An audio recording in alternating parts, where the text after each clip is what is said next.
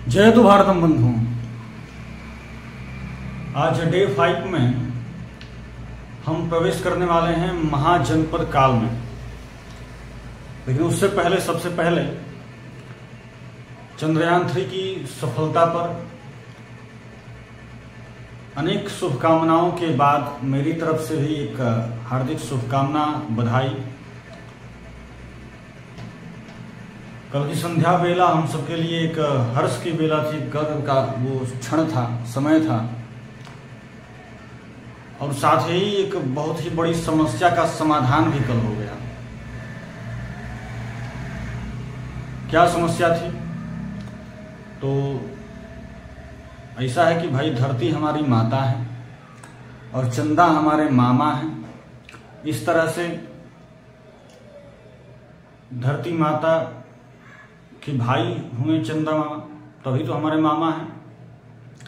तो वो भाई हुए और रक्षाबंधन का पर्व नजदीक था, एक हफ्ता ही रह गया और धरती माँ को चिंता हुई कि राखी पहुंचेगी कैसे। 3,84,400 किलोमीटर दूर राखी पहुंचेगी कैसे। उस चिंता का पता इसरो को चल गया और इसरो ने कहा कि आप चिंता मत करो, हम पहुंचाएंगे राखी। और ऐसा वैसा राखी नहीं जाएगा, पूरे 615 करोड़ का राखी जाएगा। और 615 करोड़ का राखी चला भी गया कल, 8 दिन पहले ही एडवांस में।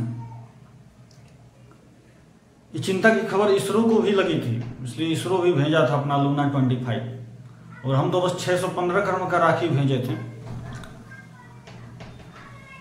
वो पूरा 1,659 करोड़ का राखी भेजा था। वो भी हमारा भाई है भाई, तो भेजा पर पहुंच पाया नहीं। 1,659 करोड़ का राखी था, पहुंच पाया नहीं, और हमारा 615 करोड़ वाला पहुंच गया।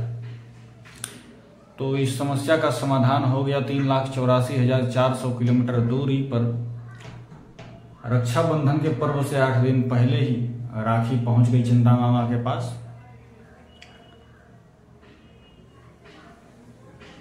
बहुत ही गर्व का क्षण था। हम तो मतलब देखकर ही आश्चर्यचकित रह गए। वैसे हमेशा होता ही है, सभी कोई जानता है भारत के इसरो के बारे में कि सब काम जो करता है सस्ता में करता है और बहुत बढ़िया करता है। अब देखो, अभी एगो फिल्म आया था जिस पर इतना कंट्रोवर्सी हुआ, विवाद हुआ, नाम था आदि पुरुष। उसका बजट था 700 करोड़ रुपये। उससे कम में 615 करोड़ में चंद्रयान मिशन चला गया हमारा है। अभी CAG का रिपोर्ट आया था जिसमें पता चला था कि दिल्ली से गुड़गांव जो सड़क बन रहा है 8 लेन, उस पर प्रति किलोमीटर 251 करोड़ का खर्चा है। मैंने 2.5 किलोमीटर सड़क बनाने का जो खर्चा वहां पर है, उस उतना दाम में हम लोग का चंद्रयान सफल हो गया। यहाँ तक कि चंद्रयान 2 जो था उसका भी प्रोजेक्ट का पूरा बजट इससे 1.5 गुना था, फेल होकर गया था। तो ये जो बजट को देखने के बाद आश्चर्य तो हो ही रहा है, पूरे विश्व को हो रहा होगा कि इतना कम बजट में कैसे हो गया ये काम। 1659 करोड़ लगा के रसिया नहीं कर पाया, वो 615 करोड़ में हम लोग कर गए हैं। तो गर्व की बात तो है ही। विश्व का पहला देश बना है भारत दक्षिणी ध्रुव पर कदम रखने वाला। पहले जब चंद्रयान बन गया था वही बता दिया था कि दक्षिणी ध्रुव पर टेम्परेचर बहुत कम है, तो हो सकता, और वहाँ पे कुछ गड्ढे भी हैं, तो हो सकता है उस गड्ढे में कुछ बर्फ हो। अब बर्फ होगा तो पानी भी होगा, पानी होगा तो हो सकता है खनिज भी हो, और अगर वो पानी और खनिज मिल गया वहाँ पर तो महीनों तक वहाँ पर रिसर्च चल सकता है, जीवन की खोज वहाँ पर हो सकती है, मानव की बस्तियाँ वहाँ पर बस सकती हैं। ऐसा एक कल्पना था, जिसका परिणाम क्या निकलेगा आगे देखा जाएगा। फिलहाल हम आते हैं अपने विषय वस्तु पर। महाजनपद काल, कई दिनों से क्लास ले नहीं पा रहे थे, इसका एक कारण था। अब कारण आपको बताएंगे नहीं, कहा कि बता देंगे कारण तो आप लोग हंसेंगे। एक मित्र हैं हमारे अभिषेक कुमार गुप्ता, वो हंसे हैं हम पर, हालांकि उनकी हंसी देखकर हमें भी हंसी आई है, कोई वैसी बात नहीं है, पर हम नहीं चाहते कि अब आप सभी भी मजाक उड़ाएं हमारा, इसलिए वो कारण बताएंगे नहीं। जो कुछ भी छूट गया है बीते दिनों में, उसे हम कवर करने का पूरा प्रयास करेंगे। हर रोज 2-2 क्लास लेकर हम पूरी कोशिश करेंगे कल से कि सब कुछ कवर हो सके, और हो ही जाए। प्रयत्न करेंगे तो क्यों नहीं होगा, प्रयास सफल होगा। चलते हैं, ज़्यादा इधर उधर की बातें न करके विषय वस्तु पर अपने हम चलते हैं। महाजनपद काल का जिक्र करते हैं। देखिए, जन माने लोग, पद माने पैर। जन का जहाँ पद पड़ा उसे कहा गया जनपद। आज के समय में आप जिला को समझ लीजिए, कई जनपद मिलकर बने महाजनपद, जैसे आज के समय में राज्य को मान लीजिए। अंगुत्तर निकाय में वर्णन है 16 महाजनपदों का, जिसकी चर्चा हम पहले भी कर चुके थे डे 4 में। वो 16 महाजनपद कौन कौन से हैं? तो मगध, वज्जी, अंग, मल, वत्स, काशी, कौशल, पंचाल, सूरसेन, चेदी, अवंती, कुरु, मत्स्य, कंबोज, गांधार, अस्मक, ये 16 महाजनपद उस समय थे भारत में। देखिएगा जरा 16 महाजनपदों को।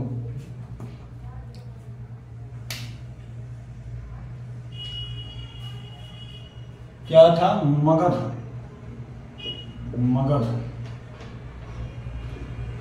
अंग, वज्जी, मल्ल, वत्स, काशी, कौशल,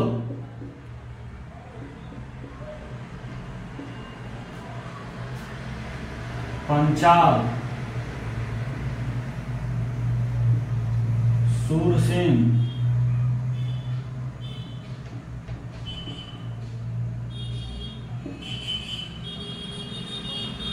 चेदी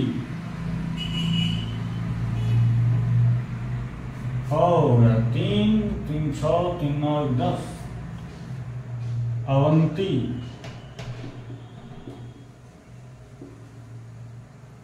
अवंती के बाद कुरु, मत्स्य, अस्मक,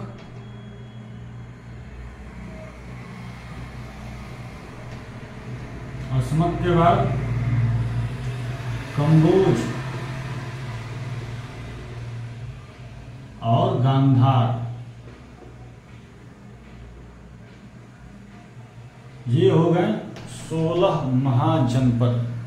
ठीक, तो देखिएगा जरा, ये आपका जो मगध, अंग, वज्जी दिख रहा है, ये बिहार में है, हमारे बिहार में है वर्तमान।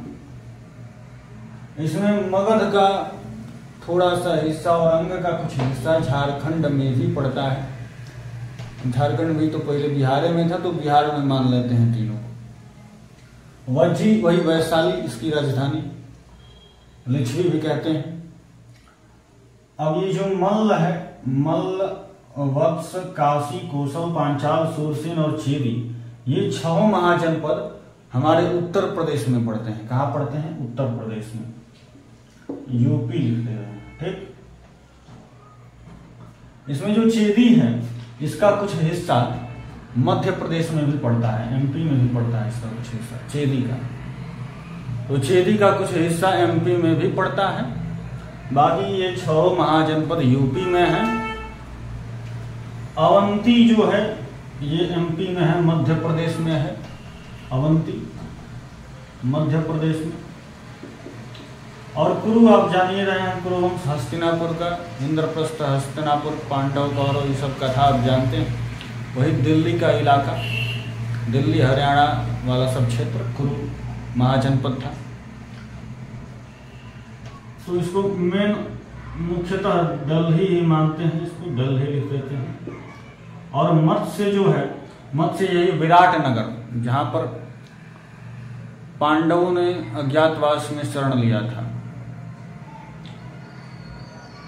तो मत्स्य विराट नगर इसे कहा जाता था। मत्स्य पड़ता है आपका राजस्थान में, दिल्ली से राजस्थान सटले हैं, वहां पर चले गए थे अज्ञातवास में, तो राजस्थान। ठीक। अस्मक जो है, अस्मक जो है, ये अस्मक 3 राज्यों में फैला, छोटा सा ये पर थोड़ा थोड़ा तीनों राज्यों में है। कौन कौन राज्य? महाराष्ट्र, तेलंगाना और कर्नाटका। महाराष्ट्र, तेलंगाना और कर्नाटका, इन तीनों में अस्मक है। तो लिख देते हैं MH। महाराष्ट्र हो गया, तेलंगाना, तेलंगाना आप लिख लीजिएगा, और एक कर्नाटका, कर्नाटका लिख लीजिएगा। ठीक। कंबोज, बाबू जो कंबोज है ये जम्मू कश्मीर में, कहाँ है? जम्मू कश्मीर में, J&K, जम्मू एंड कश्मीर। ठीक। गांधार, गांधार वैसे तो है मुख्यतः अफगानिस्तान में, लेकिन कुछ हिस्सा इसका पाकिस्तान में भी पड़ता है। ठीक। तो अफगानिस्तान और पाकिस्तान सब तो पहले भारत में था। तो ये 16 महाजनपदों की कहानी रही। सबसे अधिक यूपी में है, उत्तर प्रदेश में है, मगर अंग वज्जी बिहार में। इसमें अंग वही जहाँ के अंग नरेश अंगराज कर्नल थे, वही अंग है। और वज्जी, यही वज्जी कभी मिथिला हुआ करती थी, जनकपुरी हुआ करती थी। नेपाल में भी इसका कुछ प्रसार है। नेपाल ही मुख्य, नेपाल में ही तो जनकपुरी मुख्यता है। तो वो जनकपुरी जहाँ सीता जी धरती से मिले थे राजा जनक को, वही वज्जी है, वैशाली है, लिच्छवी है। मल्ल, मल्ल जो महाजनपद है, आज के समय का जो उत्तर प्रदेश में ये जिला हमारा है देवरिया, यही देवरिया मल्ल महाजनपद की राजधानी हुआ करती थी। इसे देवभूमि कहा जाता है, देवभूमि। ठीक। वत्स, काशी और कोसल। काशी तो जानते ही हैं, काशी विश्वनाथ जी, वाराणसी। कोसल अवधपुरी, अयोध्या, ये कोसल है। पांचाल, जहाँ की पंचाली थी, द्रुपद राजा जहाँ के थे, पंचाली जिनका विवाह पांडवों से हुआ। सूरसेन है, चेदी है, ये सब वंश।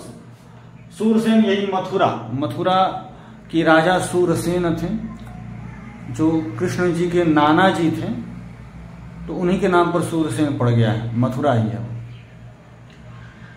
अवंती जानते हैं, अवंती 2 भागों में बटी थी, उसमें उत्तरी अवंती, दक्षिणी अवंती। दक्षिणी अवंती की राजधानी माहिष्मती, उत्तरी अवंती की राजधानी उज्जैनी, जिसकी चर्चा हम पहले भी कर चुके हैं। इसके बाद कुरुमत से ये सब तो आप देख ही लिए। तो ये 16 महाजनपद हो गए। अब इन 16 महाजनपदों में हम चर्चा प्रारंभ करेंगे मगध से। मगध ही केंद्र होगा हमारे चर्चा का, क्योंकि अखंड भारत की नींव जहां पड़ी, वो स्थान, वो महाजनपद, वो राज्य, वो साम्राज्य मगध का ही था, मगध। तो मगध से हम चर्चा की शुरुआत करेंगे और बिहार के इस छोटे से हिस्से से हम अखंड भारत बनाएंगे। ठीक। तो फिलहाल के लिए इसे मिटाते हैं हम।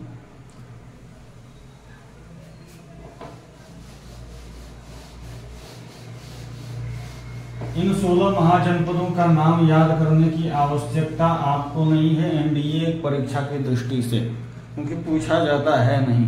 अपने ज्ञानवर्धन के लिए याद करना चाहते हो तो याद कर सकते हैं, पर इसका भी ध्यान रहे कि आप लोग को अन्य विषय भी पढ़ने हैं।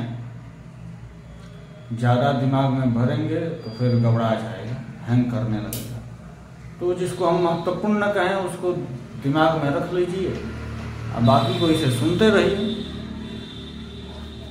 कुछ तो सबकॉन्शियस माइंड में रहेगा सुनने से। तो देखिए मगध से शुरुआत करते हैं। मगध का जो पहला राजवंश है वो बृहद्रथ वंश है। कई विद्वानों का मानना है कि हर्यंक वंश पहला राजवंश है, पर प्रमाण इसके मिलते हैं कि नहीं, हर्यंक वंश से भी पहले 2 राजवंश थे, और भी थे पर प्रमाण मिलता नहीं है। तो 2 राजवंश थे, कौन? पहला बृहद्रथ, उसके बाद प्रद्योत। बृहद्रथ के संस्थापक स्वयं बृहद्रथ राजा ही थे, महाराजा बृहद्रथ, जिनके पुत्र जरासंध थे। वही सम्राट जरासंध जिन्होंने मथुरा पर 17 बार आक्रमण किया, 17 बार पराजित हो गए, 18वीं बार यवन शासक को बुला लाए, विदेशी आक्रांता को ले आए, विदेशी आक्रांता को ले आए। बहुत लोग बोलता होगा कि आम्भिक देश का गद्दार था पहला, विदेशी आक्रांता सिकंदर को निमंत्रण दिया, रास्ता खोल दिया उसके लिए। लेकिन हमारे दृष्टि में जरासंध है, यवन शासक काल यवन को वही बुलाकर लाया था। तो काल यवन आया 18वीं बार, वो ही महाराजा मुचकुंद की क्रोधाग्नि में जल के भस्म हो गया। फिर जरासंध पुनः आक्रमण करने आया। कृष्ण जी शांति के लिए अपनी राजधानी को बदल दिए, मथुरा से द्वारकापुरी चले गए। योग माया की सहायता से रातों रात पूरी प्रजा को वहां पर लेते गए और लोगों को पता भी नहीं चला।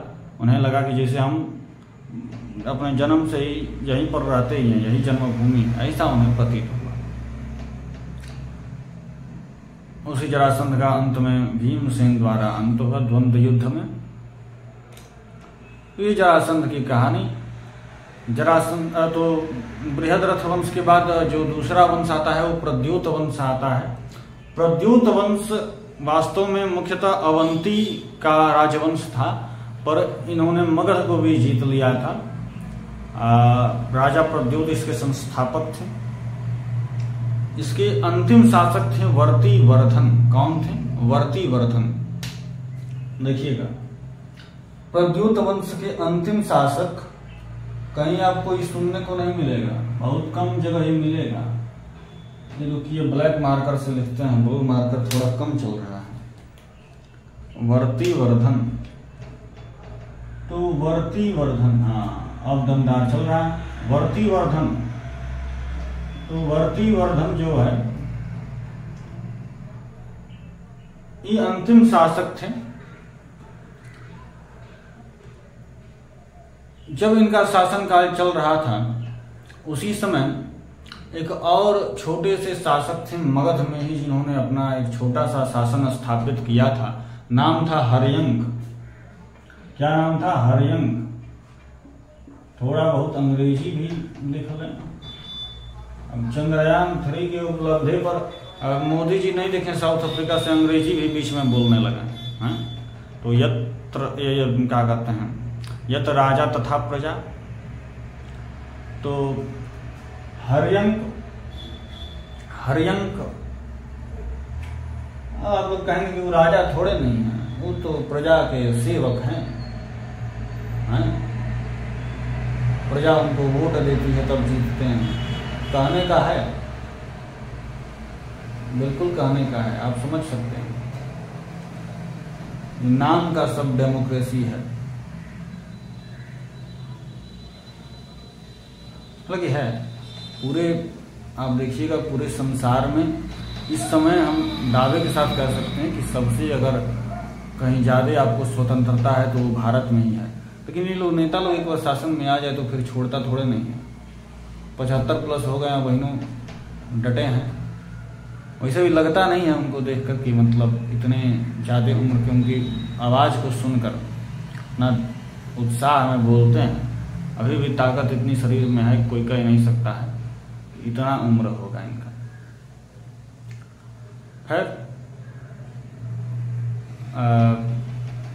तो हर्यंक वंश के संस्थापक हर्यंक ही थे।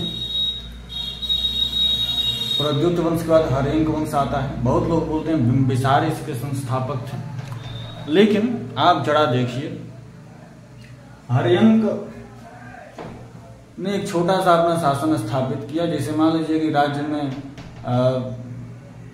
मुख्यमंत्री हैं और एक जिले के सांसद हैं, तो इस सांसद के तरह आप समझ सकते हैं कि उस तरह का इनका ओहदा था।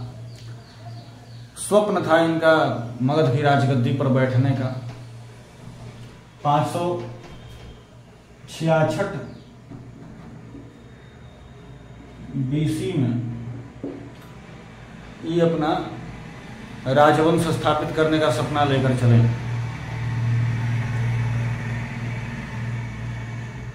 लेकिन ये भी जानते थे कि हम इस सपने को पूरा नहीं कर पाएंगे, लेकिन मन में था भी। इनके पुत्र थे भट्टीय, इनके पुत्र थे भट्टीय।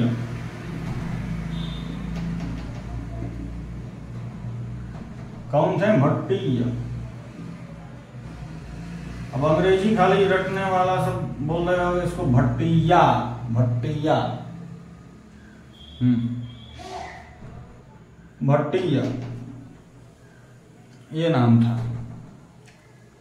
तो भट्टीय जानते तो थे कि हमारे पिताजी क्या चाहते हैं, पर ये सोच रहे थे कि जब ये सपना जब बाबूजी पूरा नहीं कर पा रहे हैं तो हम में क्या सामर्थ्य, हम क्या करेंगे। हालांकि सोच ऐसी नहीं होनी चाहिए। उनको अपने पिताजी के सपने को अपना सपना बनाना चाहिए था, आगे बढ़ना चाहिए था, पर नहीं। लेकिन एक काम बढ़िया किया, ऐसे पुत्र को जन्म दिया जिन्होंने अपने दादाजी के सपने को साकार करने की ठान ली। नाम था बिंबिसार। भट्टीय की पत्नी थी बिंबी, बिंबी। तो बिंबी के पुत्र इसलिए नाम पड़ा बिंबिसार। क्या नाम पड़ा? बिंबिसार, बिंबिसार। बिंबिसार को पता चला हर्यंक हमारे दादाजी क्या चाहते हैं। 12 बरिस बाद 566 में सपना लेकर चले थे। 544 में वर्तिवर्धन को मार दिए, वर्तिवर्धन को मार दिए। इनका काम तमाम हो गया और राजवंश की स्थापना की। उसका नाम अपने दादाजी के नाम पर रखा हर्यंक वंश, और दादाजी को गद्दी पर बैठाया। दादाजी को इतना खुशी सहा नहीं गया, एकदम बूढ़े तो हो ही गए थे। हार्ट अटैक आ गया। खुशी से भी हार्ट अटैक लोग को आता है, एक बाइक बहुत खुशी मिल जाता है तो सिधार गए। फिर भट्टीय बने राजा। नाम के राजा थे, शासन तो हर्यंक ही चलाते थे, सब करते थे। इसलिए बहुत लोग बोलते हैं कि 544 ईसा पूर्व में, बोलते क्या है ऐसा है भी देखने को भी मिलता है। परीक्षा में भी ऐसे ही पूछता है तो ऑप्शन यही देता है 544 ईसा। तो 544 ईसा पूर्व में लोग कहते हैं कि ये शासन संभाले हर्यंक बिंबिसार। हालांकि इनके पिताजी थे भट्टीय। तो भट्टीय 2 बरिस लेते हैं। उसके बाद कहा इन्होंने कि बाबू सब तो तुम ही देख रहे हो, नाम के राजा हैं, काहे खातिर गद्दी पर बैठे रहे, हम अच्छा नहीं है। छोड़ते हैं, वानप्रस्थ आश्रम चले जाते हैं। वानप्रस्थ आश्रम को स्वीकार कर लेते हैं। चौथे अवस्था में जीवन की ऐसा कर लेना भी चाहिए, संन्यास ले लेना चाहिए, भगवान की तपस्या के लिए वन में चला जाना चाहिए। तो पहले के राजा तो ऐसा ही करते थे। अपने उत्तराधिकारी को जब चौथी अवस्था आती थी तो उत्तराधिकारी को राज्य सौंपते थे और वन में चले जाते थे। और आजकल के नेता लोग हैं सब बूढ़े बूढ़े। मोदी जी ही हैं 75 प्लस, पहले बोले नहीं हैं। खैर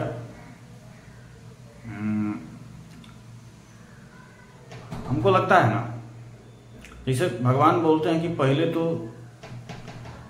प्रजा की सेवा कर लो, राजा से बोलते हैं कि प्रजा की सेवा करो, आज चौथे पद में प्रभु की सेवा करो, हमारी सेवा करो। धर्म सिद्धांत ऐसा कहता है कि पहले प्रजा की सेवा फिर प्रभु की सेवा। मोदी जी हमको लग रहा है कि भगवान से बोल रहे होंगे कि ये जन्म भर प्रजा की सेवा कर लेने दीजिए, अगला जन्म में हम खाली आपकी सेवा करेंगे। नहीं तो पिछले जन्म में कोटा पूरा कर लिए होंगे, खाली भगवान का सेवा किए होंगे, भक्ति में रहे होंगे, और इस बार खाली प्रजा का कर रहे हैं। तो कोटा का बात है। पति ये चले गए, बिंबिसार को राजा बनाया 542 ईसा पूर्व में, लेकिन लोग मानते हैं 544 ईसा पूर्व में। तो यहीं से महत्वपूर्ण आगे का जो भी हमारा व्याख्यान का विषय रहेगा, यहीं से सारी महत्वपूर्ण बातें रहेंगी 544 ईसा पूर्व से। यहीं से आप सुनिएगा, अभी तक जो भी सुनना है उसको ज़्यादा दिमाग में मत रखिएगा, अब जो हम कहेंगे उसको एकदम दिमाग में बैठा लीजिएगा। देखिए, तो 544 ईसा पूर्व में हर्यंक वंश की स्थापना हुई। बिंबिसार इसके फाउंडर थे। वैसे तो फाउंडर ग्रैंडफादर इनके माने जाते हैं, नाम बिंबिसार ने ग्रैंडफादर का ही अपना दिया, अपने दादाजी का ही दिया, लेकिन लोग कहते हैं कि भाई ये फाउंडर बिंबिसार। तो बिंबिसार की कथा आप जरा सुनिए। बिंबिसार जो हैं इन्होंने राज्य का बड़ा विस्तार किया, और सबसे बड़ी बात कि ये युद्ध नहीं करते थे, युद्ध बहुत कम करते थे, ऐसे ही ये जीत जाते थे।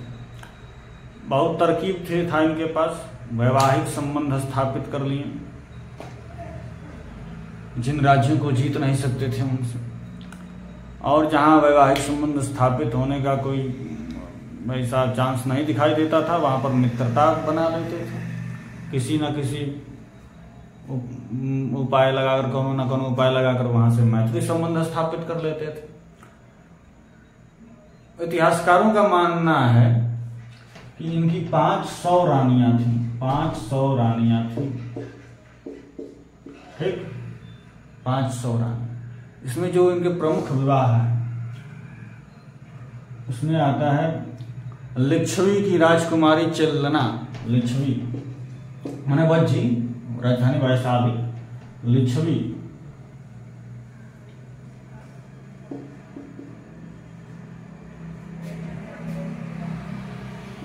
इसकी राजकुमारी चेल्लना से इन्होंने पहले विवाह किया, वज्जी इनका हो गया, ठीक। इसके बाद इन्होंने क्या किया कि कोसल जो राज्य है, कोसल महाजनपद, इसके राजा थे प्रसेनजीत। कौन थे? प्रसेनजीत। इनकी एक बहन थी महाकोसला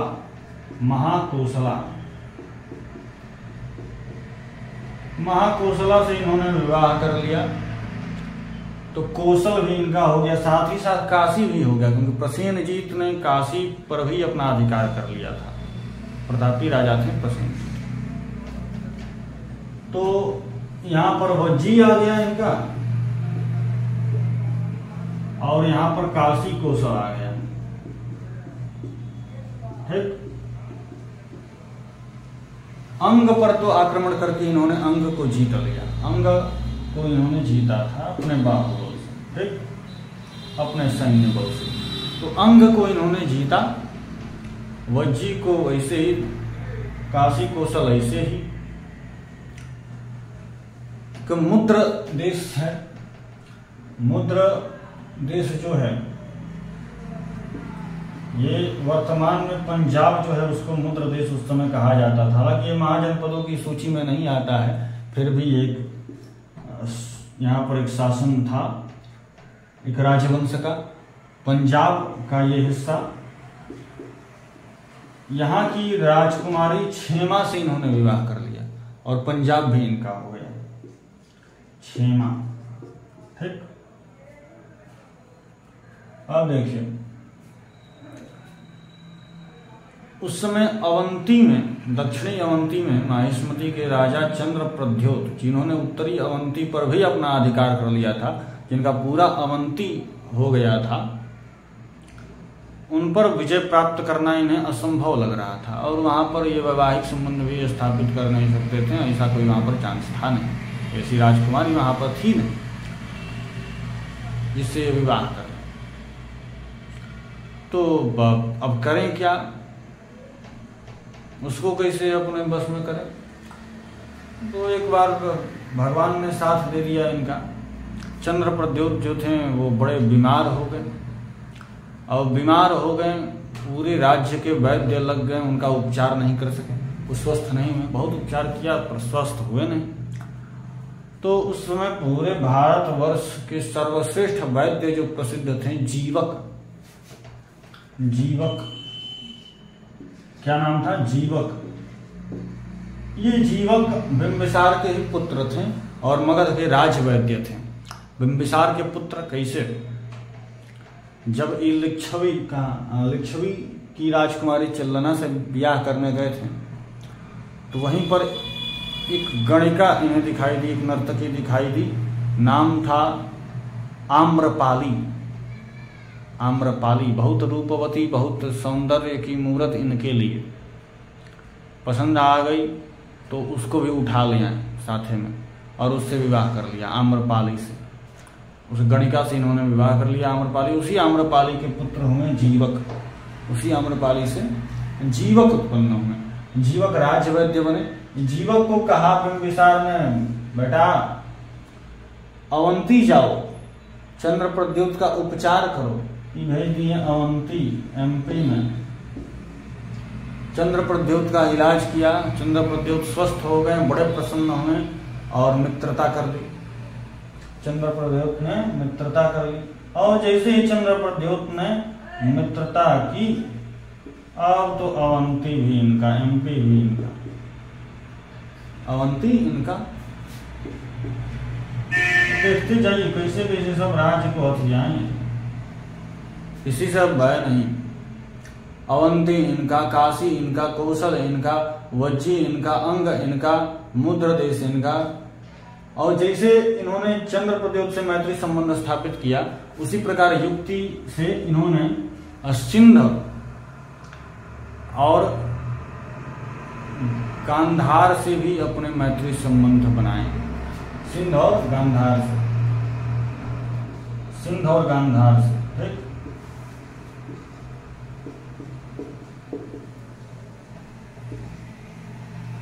तो सिंध गांधार से इनके मैत्री संबंध बने। सिंध माने पाकिस्तान का निचला हिस्सा, उसमें भी पूर्वी दक्षिणी हिस्सा।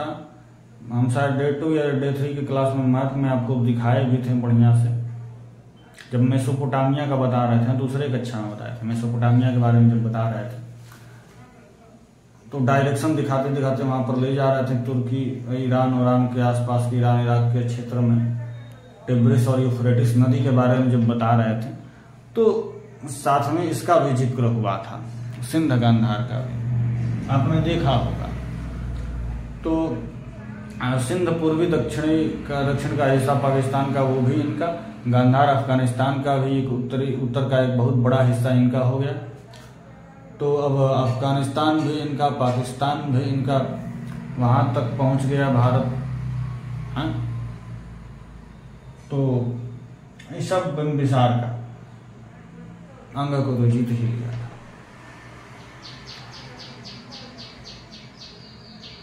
तो 542 में आए, 492 तक राज्य का विस्तार किया। कब तक किया? 492 तक। ऐसे तो लोगों का मानना है कि 544, तो 544 से अगर माने तो 52 साल इन्होंने राज्य किया, और नहीं तो 542 से माने तो 50 साल। 544 बीसी से, ईसा पूर्व से 492 ईसा पूर्व तक बिंबिसार का शासन रहा। इनका एक बड़ा पुत्र था, सबसे बड़ा पुत्र, जिसका नाम था दर्शक। क्या नाम था? दर्शक। इधर लिखते हैं, हाँ दर्शक। तो जो दर्शक था, इस दर्शक को इन्होंने अपना उत्तराधिकारी घोषित कर लिया। ये बात कुणिक को पसंद नहीं आई। कुणिक कौन? जो महाकोसला है, इनसे उत्पन्न हुआ पुत्र, उसका नाम कुणिक था। क्या नाम था? कुणिक।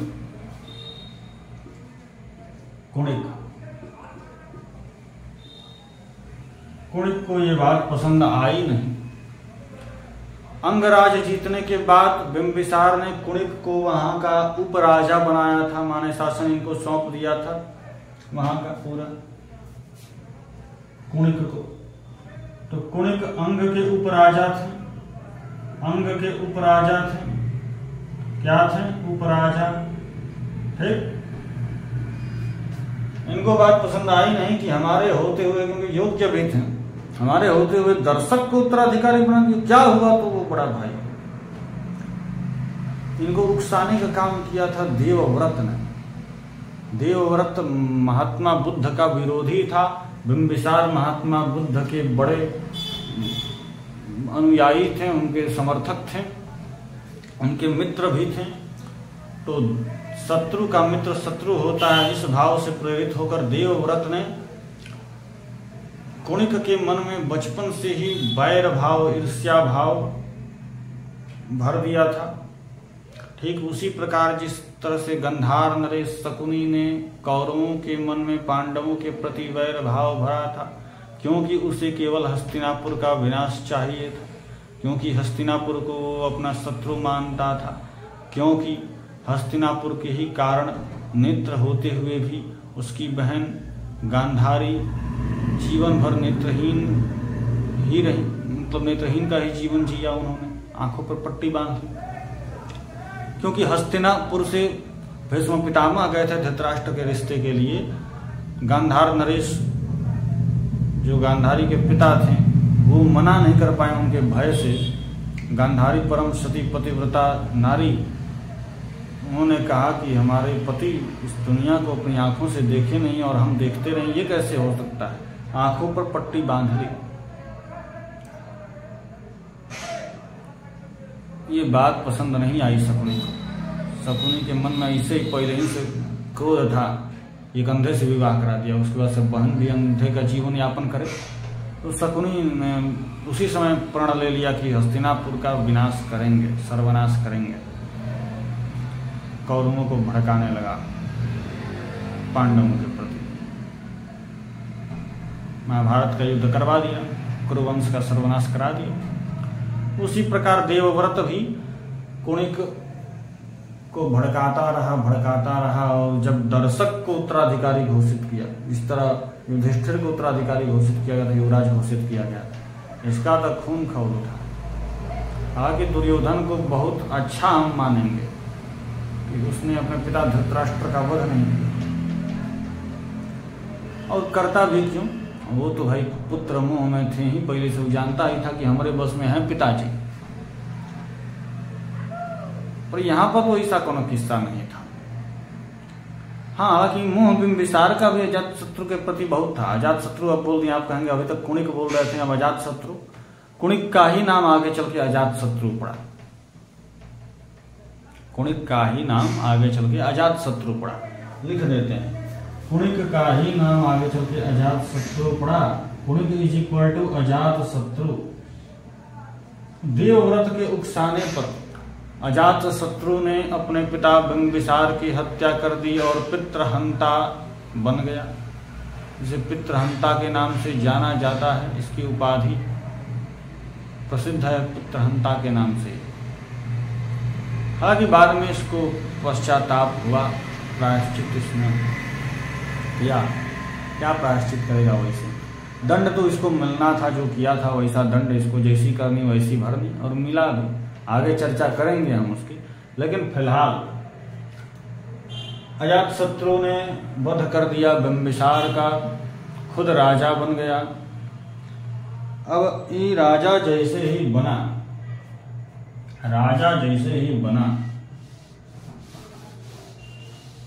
इसके कई सारे शत्रु हो गए।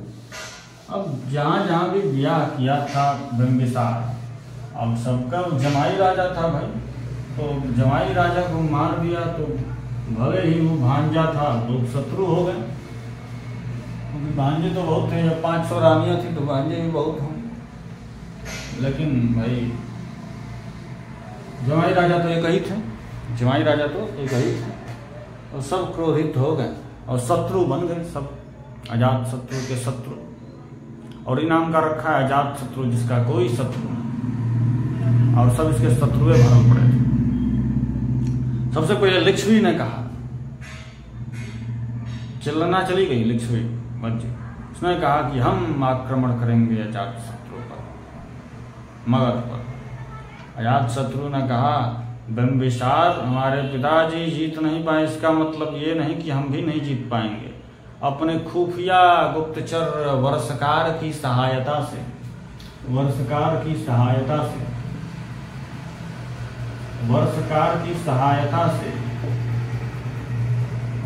वज्जी को जीत लिया। देखिए व से वर्षकार और व से वज्जी, वज्जी को जीत लिया अजात शत्रु। ठीक, वज्जी इसका हो गया। अब जब तक ये वज्जी को जीता तब तक इधर प्रसेनजीत तैयार हो गए आक्रमण के लिए। प्रसेनजीत, अब प्रसेनजीत क्यों भाई, ये समझ में आता है कि भाई वज्जी आक्रमण किया क्योंकि भाई इसके चिल्लना का ये पुत्र नहीं था अजात शत्रु, ये समझ में आता है, या फिर कुणिक ही अजात शत्रु था। तो लेकिन ये बात समझ में नहीं आता है, प्रसेनजीत का तो अपना भांजा था, महाकोसला इनकी बहन का बेटा, ये क्यों क्रोधित हो गया, इन्होंने क्यों आक्रमण किया? इसलिए क्योंकि भांजा तो वो बाद में था, बहन महाकोसला इसकी पहले थी। बिंबिसार की मृत्यु हुई, उस मृत्यु के दुख को सहन नहीं कर पाई, उनके वियोग में महाकोसला भी मर गई, उनकी भी मृत्यु हो गई। इस पर क्रोधित होकर प्रसेनजीत ने आक्रमण कर दिया, लेकिन अजात शत्रु ने इन्हें पराजित कर दिया। अजात शत्रु ने प्रसेनजीत को पराजित कर दिया। पराजित होकर ये गए तो प्रसेनजीत की एक पुत्री थी वाजिरा, क्या नाम था? वाजिरा। प्रसेनजीत की पुत्री का नाम था वाजिरा। वाजिरा ने कहा, जिसने आपको पराजित कर दिया, आपने तो काशी को जीता, इतने प्रतापी आप, आपको जिसने पराजित कर दिया वो बड़ा ही वीर होगा। भले ही वो पितृहंता है, लेकिन उसे अपनी करनी का पश्चाताप भी है।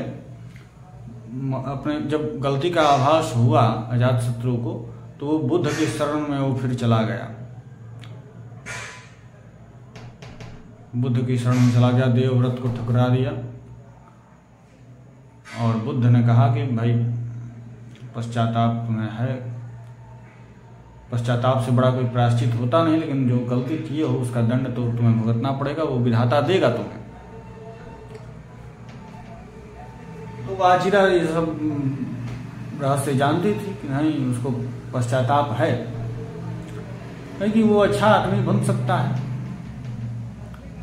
देवव्रत के भड़कावे पर, उकसावे पर इसने ऐसा कर दिया, उसके माथे पर एक कलंक लगना लिखा था, लेकिन वीर तो बड़ा है, हमको उससे विवाह करना है। प्रसेनजीत ने कहा, पुत्री वीर है वो निश्चय ही, तुम्हें उससे विवाह करना है, हम तुम्हारा कन्यादान कर भी देते हैं उसके लिए, लेकिन अभी हम पराजित हुए हैं। पराजित होने के बाद अगर तुम्हारा हम कन्यादान करते हैं तो दुनिया हमें कायर समझेगी कि अजात शत्रु के भय से कि वो कहीं आक्रमण के प्रत्युत्तर में कहीं काशी कौशल को छीन न ले आक्रमण करके, इस भय से हमने अपनी कन्या का कन्यादान कर दिया उसके लिए, ऐसा कहकर लोग हमें कायर समझेंगे। हमें कायर बनना नहीं, अगर तुम्हें विवाह करना है तो हम पहले अजात शत्रु को पराजित करेंगे, उसे पराजित करने के बाद तुम्हारा विवाह उसके साथ कराएंगे। फिर प्रसेनजीत तैयार हुए और इन्होंने आक्रमण किया। अजात शत्रु को पता चल गया था, ये बात है। अजात शत्रु जानबूझ के हार गया, कि हारने के बाद क्योंकि जानता था कि वाजिरा से विवाह होने वाला है, तो ये जानबूझ के हार गया। प्रसेनजीत हरा दिए, हालांकि प्रसेनजीत भी बड़े वीर थे, प्रसेनजीत हरा दिए, अजातशत्रु इस बार हार गया, इस बार हार गया। और वाजिरा का विवाह इसके साथ हो गया और साथ में दहेज में इसको काशी भी मिल गया। बताइए, दहेज में सीधे पूरा एगो राज्य मिल गया, काशी। दहेज में क्या मिला? काशी, जिसको प्रसेनजीत ने जीता था, वो काशी अजातशत्रु को दहेज में दे दिया। देखिए, दहेज लेना या देना अपराध नहीं है, डाउरी लेना या देना अपराध है। डाउरी और दहेज में बड़ा अंतर है। Dowry is not equal to dahej, dowry is not equal to dahej. आप कहेंगे कि कौन बुर्बकाही वाला बात बतिया रहे हैं, हम होशियारी वाला बात बतिया रहे हैं। According to dowry prohibition act 1961, giving and taking dowry during marriage is a crime. लेकिन डाउरी क्राइम है बाबू, दहेज क्राइम नहीं। दहेज है क्या? जो लोग दहेज के वास्तविक अर्थ को नहीं समझते वो ऐसा मानते हैं कि ये अपराध है। दहेज अपनी पुत्री का विवाह करते समय पिता द्वारा उसे दिया गया उपहार दहेज कहलाता है। ससुराल ले जाने के लिए हम दहेज दे दिए, उपहार दे दिए। पहले के सब महाराजा, राजा महाराजा दहेज देते थे, हाँ, अपनी स्वेच्छा से। डाउरी क्या है? तो बरबस जबरदस्ती डिमांड करके कन्या के पिता से दहेज की मांग करना, ये डाउरी है। ये अंग्रेजी वाला डाउरी है जो अंग्रेज सब लाया। डाउरी हमारे यहाँ नहीं होता था, हमारे यहाँ दहेज होता था।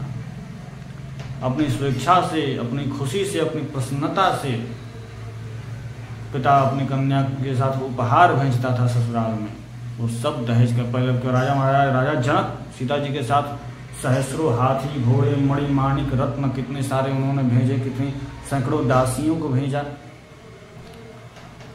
पहले सब राजा महाराजा ऐसा करते थे, अपने पुत्री के साथ भेजते थे अपने अपने सामर्थ्य अनुसार। तो ये उपहार है, दहेज उपहार है और डाउरी अपराध है। डाउरी अपराध है, दहेज उपहार है, समझे? और इसीलिए पहले के समय में कन्या को जमीन का अधिकार अपने मायके में नहीं होता था, क्योंकि पहले ही उपहार वो ले ली रहती है, पूरा दहेज के रूप में सब पहले ही उसको दे दिया जाता है। अब जमीन लेकर का करो का, तो पहले ही मिल जाता था दहेज के रूप में। अब एगो राज्य मिल गया, ये कोनो हिस्सा से कम है, हाँ?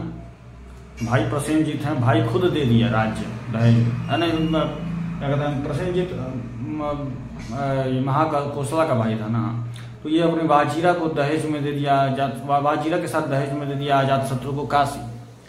वाजिरा को जो भाई होगा, हाँ, उसका ये कोई हिस्सा तो काशी यहीं ले ली, तो दहेज से कम है, अधिकार से, हिस्सा से कम है ही, हाँ? सोचना चाहिए। तो अब मायके में तो जमीन है नहीं, या जो जमीन दिया है दहेज में वो भी अब पति को समर्पित, क्योंकि आप खुद को ही पति को समर्पित कर रही हैं। पति परमेश्वर मानकर एक ही धर्म एक व्रत नेमा, अपने पति की जीवन भर सेवा करना, पूजा करना, ये शास्त्र कहते हैं। तो आप क्या कहते हैं कि तो जमीन यहाँ पर मिलेगा नहीं, वहाँ पर है नहीं, वहाँ पर जो है सब पति का है। तो आपके पास जमीन नहीं, तो जमीन के अनुदान का अधिकार भी आपके पास नहीं, भूमि अनुदान भी आप नहीं कर सकती, माने बेच नहीं सकती। तो प्राचीन समय में भूमि अनुदान का अधिकार महिलाओं को नहीं होता था, किंतु एक महिला का, एक राजकुमारी का, एक रानी का उल्लेख है, नाम है प्रभावती गुप्त। प्रभावती गुप्त, क्या नाम है? प्रभावती गुप्त।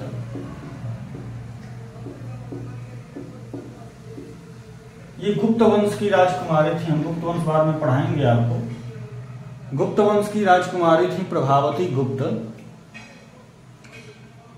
इनका विवाह वाकाटक वंश में हुआ था। ये चंद्रगुप्त द्वितीय की पुत्री थी, चंद्रगुप्त द्वितीय की, जिन्होंने विक्रमादित्य की उपाधि को धारण किया, जिन्होंने, कहना उचित नहीं होगा, जिसने अपने भाई का जो वध कर दे रामगुप्त का, रामगुप्त इनके भाई, इनका वध कर दे और उसके बाद उपाधि धारण कर रहा है विक्रमादित्य का, इतने महान नाम का उपाधि धारण कर रहा है चंद्रगुप्त द्वितीय। उसकी पुत्री प्रभावती गुप्त, आगे आप पढ़ेंगे। प्रभावती गुप्त का विवाह हुआ वाकाटक वंश में। नाम था उनका चंद्रसेन या वज्रसेन करके द्वितीय, चंद्रसेन द्वितीय नाम था। तो वो बहुत जल्द ही उनकी मृत्यु हो गई। इनके 2 छोटे छोटे पुत्र थे। अब राज्य का कोई उत्तराधिकारी अभी था नहीं, वो उत्तराधिकारी थे तो वो बड़े थे नहीं, राज्य को संभाल सकते थे नहीं। तो तब तक के लिए एक प्रतिनिधि के रूप में इन्होंने अपने पिता के सहायता से वाकाटक वंश पर शासन को संभाला, वाकाटक वंश में शासन को संभाला। और 20 वर्ष बाद जब ये बड़े हो गए इनके बेटे, तो अपने बेटे को, एक बेटा तो मर गया था पहले ही बचपन में, और दूसरा जो था उसको राज्य सौंपा। तो राज्य शासन का अधिकार इनके पास था, भूमि अनुदान का भी अधिकार इनके पास था। ये पता चलता है एक अभिलेख से इनके द्वारा बताया गया, जिसमें वर्णन है कि दगुन गांव को इन्होंने दान में दिया था चिन्नाल स्वामी को। हाँ, आवतने दगुन गांव को इन्होंने दिया था चिन्नाल स्वामी को दान में। तो भूमि अनुदान का अधिकार इनके पास, यहां से प्रश्न पूछ सकता है प्रभावती गुप्त से। भूमि अनुदान का अधिकार इनके पास था। राज्य प्रशासन प्राचीन भारत के समय में, प्राचीन भारत के समय में भूमि अनुदान का अधिकार किसके पास था? किसने राज्य की शासन व्यवस्था को संभाला? प्रभावती गुप्त। ये किस वंश की थी? किस वंश में इनका जन्म हुआ था? गुप्त वंश में। किस वंश में इनका विवाह हुआ? तो वाकाटक वंश में। किस गांव को इन्होंने दान दिया? दगुन गांव को। किसे दान दिया? चन्नाल स्वामी को। ये सब प्रश्न पूछ सकता है, इसलिए हम बता दिए हैं आपको। तो हम कहाँ पढ़ते हैं? तो ये अजातशत्रु को काशी मिल गया, ठीक। हाँ, तो अजातशत्रु को काशी मिल गया दहेज में।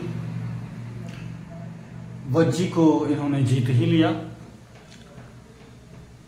और इन्होंने एक काम किया, राजगृह जो राजधानी थी, राजगृह जो उस समय राजगृह राजधानी हुआ करती थी। हर्यंक वंश के भी समय में, प्रद्योत वंश के भी समय में और बृहद्रथ वंश के भी समय में मगध की राजधानी राजगृह हुआ करती थी। राजगृह जो आज का राजगीर है, तो राजगृह राजधानी हुआ करती थी। ये जो राजगृह राजधानी है, इसकी किलाबंदी नहीं कराई गई थी, क्योंकि किसी के आक्रमण का भय था ही नहीं। बिंबिसार को कहीं आक्रमण वो करते ही नहीं थे, तो दूसरा भी आक्रमण काहे करेगा, ऐसा उनका मानना था। लेकिन अब ये जो है अजातशत्रु आक्रमण करता था, वज्जी पर आक्रमण किया, जीता। वैसे बहुत आक्रमण इसने किए, बहुतों को जीता। तो इसके मन में हुआ कि दूसरे भी हम पर आक्रमण कर सकते हैं, सुरक्षा के लिहाज से राजगृह की किलाबंदी करा देनी चाहिए राजधानी की। तो इसने किलाबंदी करा दी, किले से पूरा घिरवा दिया। इसके अलावे इसने एक काम किया कि अपनी राजधानी से कुछ दूर इसने एक छोटा सा किला बनवाया। उसका नाम रखा पाटली ग्राम। क्या नाम रखा? पाटली ग्राम। पाटली ग्राम जो है, सुरक्षा के लिहाज से इसने बनाया कि मान लीजिए कभी आक्रमण हो और हम कभी बाई चांस पराजित हो ही जाए, जैसे प्रसेनजीत ने हमें पराजित कर दिया। हाँ, वो बात अलग है, इसे कि हम इसे विनोद में बोल दिए थे कि वो जानबूझकर हार गया। ऐसी बहुत सारी बातें हम विनोद में बोल दिया करते हैं। तो कहीं हम पराजित हो ही जाएं तो क्या होगा? तो उस स्थिति में हम जाकर पाटलीग्राम, क्योंकि चारों ओर से किलाबंदी, इसकी बहुत मजबूत किलाबंदी कराई थी, छोटा सा ही था किला, इस किले में जाकर सुरक्षित रह सकते हैं और वहां पर आगे की रणनीति भी बना सकते हैं। पुनः युद्ध करके हम अपने खोए हुए राज्य को वापस भी पा सकते हैं, अगर ऐसी स्थिति बनी तो। हालांकि इसका कोई औचित्य था नहीं कभी इसके, क्योंकि जीवन में आवश्यकता पड़ा नहीं पाटलीग्राम। तो पाटलीग्राम इसने बनवाया, ठीक। जिसने जैसा इसने किया था वैसा इसके साथ हुआ 460 ईसा पूर्व में। अजातशत्रु 492 में आया, 492 में आया और 460 में ईसा पूर्व में चला गया, 460 ईसा पूर्व में चला गया। 460 ईसा पूर्व में इसके पुत्र उदयीन ने इसका वध कर दिया। जिस तरह इसने अपने पिता बिंबिसार का वध किया, उसी तरह इसको जैसी करनी वैसी भरनी भुगतनी पड़ी। उदयीन ने इसका वध किया और स्वयं राजा बन गया 460 ईसा पूर्व में। तो अब राजा कौन? उदयीन।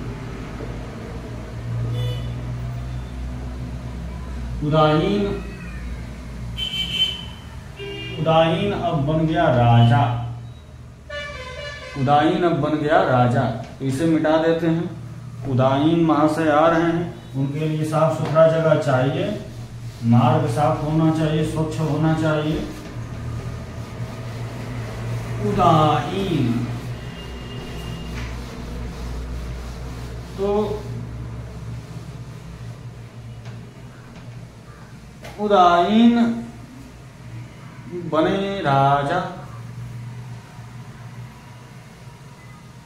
और इन्होंने क्या किया, राजा बनते ही तुरंत काम किया ये कि जो पाटलीग्राम किला बनवाया था छोटा सा, पाटलीग्राम जो छोटा सा किला बनवाया था अजातशत्रु ने, यहीं पर चले गए और यहीं पर अपनी राजधानी बसा ली। इसका नाम रख दिया पाटलिपुत्र। क्या नाम रख दिया? पाटलिपुत्र। क्यों? भय से, क्योंकि अजातशत्रु के जो समर्थक हैं कहीं वो हमारा वध न कर दे क्रोधित होकर। तो इस भय से ये चला गया पाटलीग्राम, वहीं पर अपनी राजधानी बसाई पाटलिपुत्र, वहीं से शासन की बागडोर संभाली। धीरे धीरे जितने भी इसके शत्रु थे उनका संहार करते गया धीरे धीरे। तो प्रश्न पूछेगा कि पाटलिपुत्र को सर्वप्रथम मगध की राजधानी किसने बनाई?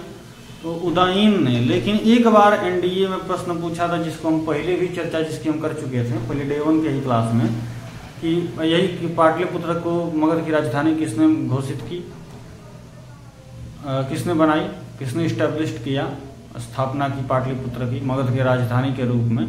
तो उसमें ऑप्शन 4 थे, जिसमें से उदयीन कहीं ऑप्शन में था ही नहीं। उदयीन कहीं ऑप्शन में था ही नहीं। ऑप्शन में था अजातशत्रु। तो उस स्थिति में हम अजातशत्रु को सही करेंगे, क्योंकि अजातशत्रु ने पाटलीग्राम बनवाया था, उसी पाटलीग्राम को पाटलिपुत्र इसने नाम दिया और इसी को राजधानी घोषित की। हाँ, ये नोट करने वाली बात है कि पाटलीग्राम को उसने राजधानी के रूप में घोषित नहीं किया था, पर स्थापना तो इसकी वही करवाया था। तो अगर ऑप्शन में दे कि उदयीन दे तो उदयीन पर ही मारेंगे आप, लेकिन अगर उदयीन न दे और अजातशत्रु दे दिया तब आपके पास और कोई ऑप्शन नहीं बच जाता है, आप अजातशत्रु पर मारेंगे। तो उस समय वो ऐसा ही प्रश्न था जिसको हम बढ़िया से बताए थे डिटेल में। तो उदयीन ने पाटलीग्राम को पाटलिपुत्र नाम दिया, यहाँ पर अपनी राजधानी बनाई। अगर उदयीन देगा तो उदयीन को मारिएगा, अजातशत्रु मत मारिएगा। उदयीन नहीं देगा तब अजातशत्रु। तो उदयीन का ये काम रहा। 460 से 444 16 वर्ष तक इसने शासन किया। देखिए बड़ा संयोग बड़ा बढ़िया है। 32 वर्ष इसके पिता अजातशत्रु ने शासन किया और उसका आधा शासन 16 वर्ष इसने किया। 16 वर्ष। तो अब ऐसा होना चाहिए कि इसका पुत्र 8 वर्ष शासन करे, पर ऐसा हुआ नहीं, परंपरा आगे बढ़ी नहीं, क्योंकि ये पिता की वध करने की भी परंपरा आगे नहीं बढ़ी। इसके बाद उदयीन के 3 पुत्र उदयन के 3 पुत्र, एक अनिरुद्ध,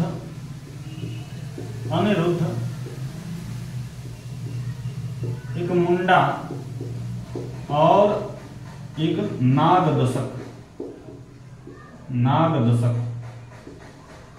ठीक। उदयन को अवंती के एक गुप्तचर ने मार दिया था। अवंती के एक गुप्तचर ने इसकी हत्या कर दी थी। उदयन की, अवंती के गुप्तचर ने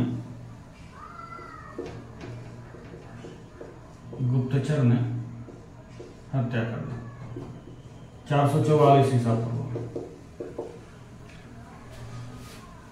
444 ईसा पूर्व में शासन 460 ईसा पूर्व से 444 ईसा पूर्व तक रहा। तो 444 ईसा पूर्व में अवंती के गुप्तचर ने इसको मार दिया।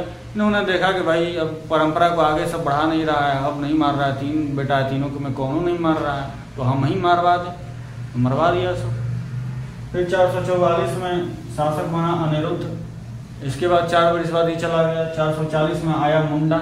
इसका 3 वर्ष बाद ये भी चला गया। 437 में आया नागदशक। आप सोच रहे होंगे कि 4 वर्ष फिर 3 वर्ष, इसको 2 वर्ष रहना चाहिए, पर ऐसा था हुआ नहीं। ये 2 में 25 वर्ष जोड़ के 27 वर्ष रह गए, है ना? 27 नहीं, 24 वर्ष रह गया।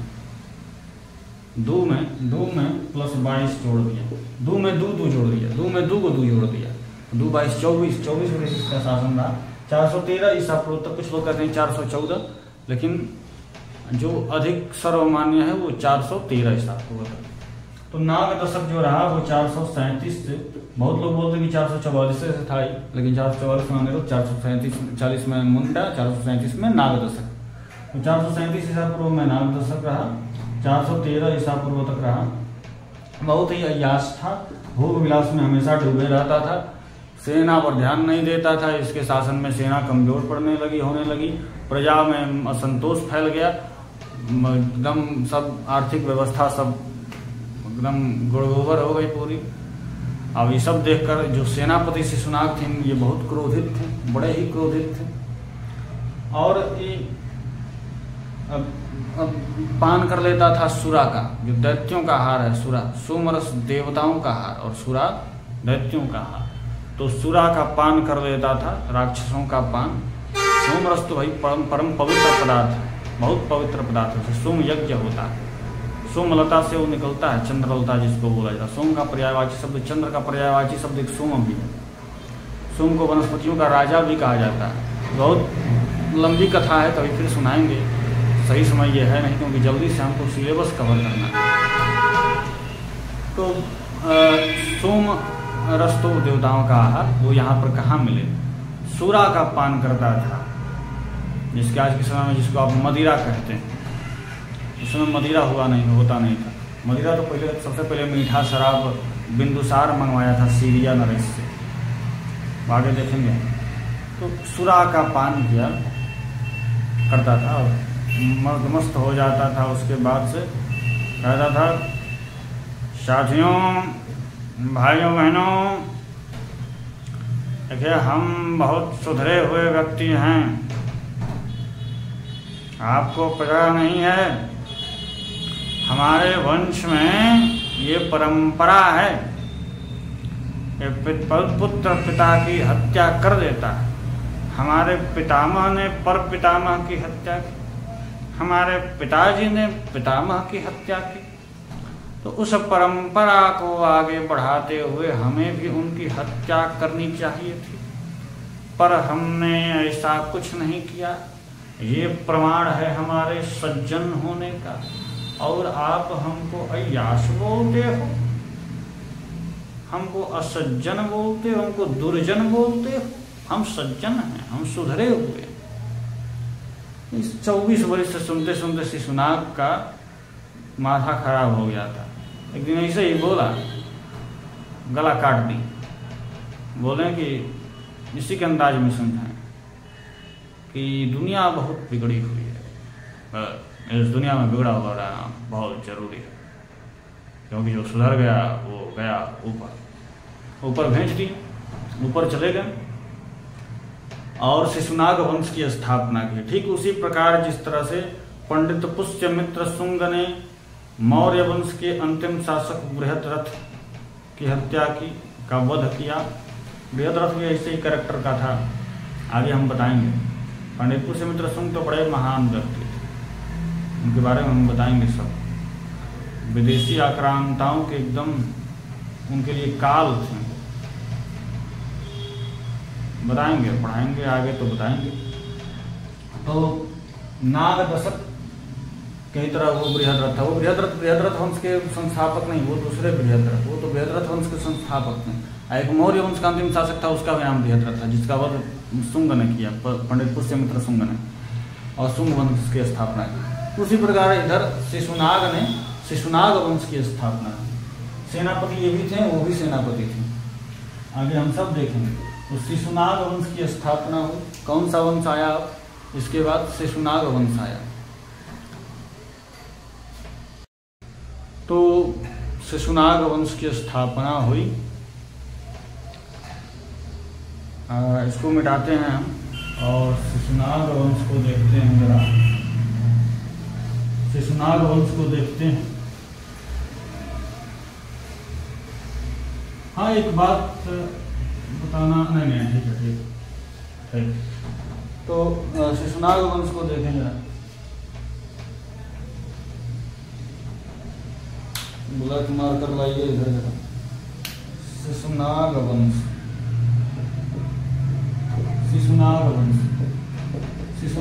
के संस्थापक शिशुनाग, इन्होंने राजधानी को बदल दिया, पाटलिपुत्र से वैशाली कर लिया। वही उनके समर्थकों का, वैसे तो इसका कोई ज्यादा समर्थक थोड़े नहीं होता, अपने वैसा आदमी था, लेकिन इनकी निष्ठा थी थोड़ी हर्यंक डायनेस्टी के प्रति, क्योंकि ये पहले ऐसे थे। मान लीजिए कि अपने पिता की हत्या करने वाला पुत्र जब उदयीन ही डर गया अजातशत्रु की हत्या करने के बाद, जबकि वो हर्यंक वंश का ही था और राजधानी उसने बदल ली, तो ये तो फिर भाई सेनापति थे। उस वंश के प्रति निष्ठा जिन लोगों की थी, अब मान लीजिए जैसे कौरव ही नहीं थे, दुर्योधन कितना दुराचारी, पर कुरुवंश के प्रति निष्ठा कुछ लोगों की थी, जिसके चलते वो दुर्योधन का साथ देने पर विवश थे। तो इसी तरह कुछ हर्यंक वंश के प्रति भी निष्ठावान लोग थे। तो इसलिए शिशुनाग ने इसमें समझदारी समझी कि हम राजधानी को बदल लें। किसको राजधानी बनाया? वैशाली को राजधानी बनाया। इसलिए क्योंकि वैशाली वज्जी शत्रु था मगध का, क्योंकि अजातशत्रु ने आक्रमण किया था। चेलना राजकुमारी जिनका विवाह बिंबिसार के साथ हुआ था, अजातशत्रु ने उसका वध किया था, इसलिए वज्जी शत्रु बन गया। वज्जी पर आक्रमण करके अजातशत्रु ने इसे जीत भी लिया था। तो वज्जी इसका शत्रु था। वहां के लोगों के मन में हर्यंक वंश के प्रति क्रोध था। तो अच्छा समझा इन्होंने, उचित स्थान समझा कि वैशाली को ही राजधानी बनाए, वहां के लोग साथ देंगे हमारा। तो वैशाली चले गए शिशुनाग, यहाँ पर राजधानी बना दी शिशुनाग के। तो शिशुनाग ने वैशाली को राजधानी बनाई 413 ईसा पूर्व में। 413 ईसा पूर्व में, ठीक है, 413 ईसा पूर्व में। और शिशुनाग के बाद उनके बेटे आते हैं कालाशोक। कौन? तो कालाशोक। अच्छा, ये वंश जो है 413 ईसा पूर्व से लेकर 344 ईसा पूर्व तक चलता है। 344 तक चलता है। कई बार लिखते रहे, हर राजा का नहीं बताएंगे, वो कहेंगे उतना महत्वपूर्ण नहीं है। शिशुनाग बस 413 से 344, या कुछ लोग बोलते हैं 414 से 344 तक ईसा पूर्व तक ये चला। तो शिशुनाग के बाद कालाशोक आए। कालाशोक के समय में बौद्ध धर्म की द्वितीय संगीति हुई थी।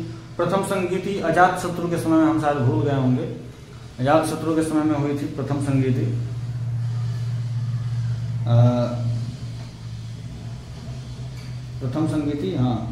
उनके समय में हुई थी 483 ईसा पूर्व में।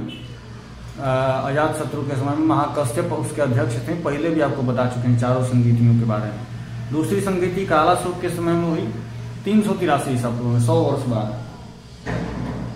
तो 483 ईसा पूर्व में जो हुई थी वो राजगृह में हुई थी, क्योंकि उस समय राजगृह राजधानी थी। इस समय वैशाली में हुई, क्योंकि इस समय वैशाली राजधानी थी। तब 383 383 ईसा पूर्व में। देखिए 413 ईसा पूर्व में वैशाली राजधानी पड़ी, 383 यानी 30 वर्ष। अब 30 वर्ष में जो राजधानी का विकास हुआ हो और उसको कंपेयर करिए किससे, जो जिस राजधानी का विकास 47 वर्ष में हुआ हो। पाटलिपुत्र को उदयन ने बसाया था, कब बसाया था पाटलिपुत्र को उदयन ने? तो 460 ईसा पूर्व में, 460 ईसा पूर्व में बसाया था और 413 ईसा पूर्व में वैशाली। तो पाटलिपुत्र 47 वर्ष तक राजधानी रही, उसका विकास बहुत ज़्यादा हुआ होगा। ये बस अभी 30 वर्ष तक राजधानी रही है, इसका विकास उतना नहीं हुआ होगा। आप खुद ही समझिए, दिल्ली में अभी कोई मीटिंग हो राजधानी है तो बहुत भीड़ होगा, बहुत से ज़्यादा लोग आएंगे, कोई राज्य की सभा हो तो। लेकिन वहीं अगर हम या धरनी छापर को अपने गांव को राजधानी बना देकर घोषित कर दें, यहाँ पर कोई वैसी सभा हो, उतना भीड़ नहीं होगा। ये विकसित क्षेत्र नहीं है। तो वैशाली में ज़्यादा लोग नहीं आए, वैशाली में ज़्यादा लोग नहीं आए दूसरी संगीति में, दूसरी धर्म सभा में, बौद्ध धर्म को। तो कालाशोक ये समझ गया और कालाशोक ने फिर राजधानी को बदल दिया, पाटलिपुत्र कर दिया। फिर राजधानी बदल दी गई पाटलिपुत्र। पहले उदयन ने बसाया, स्थापित किया, और फिर कालाशोक ने बदल दिया, पाटलिपुत्र कर दिया। ठीक, देखिए पहले राजगृह राजधानी, फिर पाटलिपुत्र राजधानी, फिर वैशाली राजधानी, फिर पाटलिपुत्र राजधानी, इसके बाद पाटलिपुत्र ही राजधानी है कालाशोक के समय में। अंतिम शासक इस वंश के थे नंदीवर्धन। कौन? नंदीवर्धन।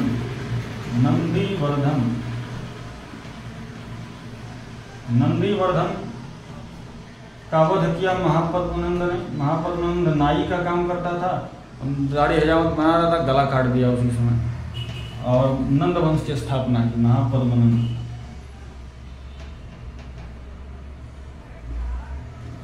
तो नंद वंश की स्थापना हुई कब? 344 ईसा पूर्व में। 344 ईसा पूर्व में नंद वंश आ गया। 344 ईसा पूर्व में नंद वंश आ गया। नंद वंश, ठीक, 344 ईसा पूर्व। तो छल से जो राज्य प्राप्त किया जाएगा वो ज्यादा समय तक रहेगा नहीं। इसका सबसे बड़ा प्रमाण, कारण कि 323 ईसा पूर्व में मात्र 21 वर्षों में खत्म हो गया। 21 वर्ष में खत्म हो गया। बहुत जल्दी बिना कुछ संघर्ष किए कुछ मिल जाए एकदम जल्दी, उसमें अपनी बुद्धिमानी नहीं समझनी चाहिए, वो बहुत बड़ी मूर्खता है। बिना संघर्ष के कुछ प्राप्त हो जाए उसका मूल्य आप नहीं समझते हैं, उसको ऐसे ही लुटा देते हैं।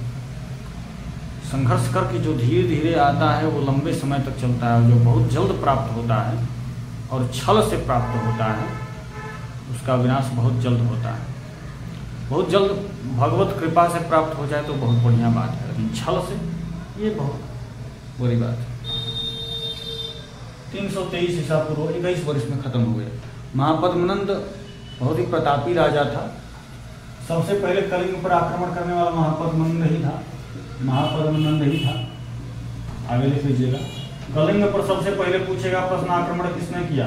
महापद्मनंद है। शुक्र ने तो बाद में किया था, लेकिन कलिंग पर सबसे पहले आक्रमण महापद्मनंद ने किया, इसको जीता। सर्वक्षत्रांतक की उपाधि धारण की, सभी क्षत्रियों का अंत करने वाला। ये शूद्र जाति के थे महापद्मनंद, शूद्र थे। सर्वक्षत्रांतक इन्हें कहा गया। ये कराट कहा गया, यही सम्राटे हैं और कोई नहीं है, यही राजा यही है, कराट। इसका बेटा हुआ धनानंद, ये बहुत ही अयास था, एकदम भोग विलास में लिप्त धनानंद। इसी के सर्वनाश हुआ।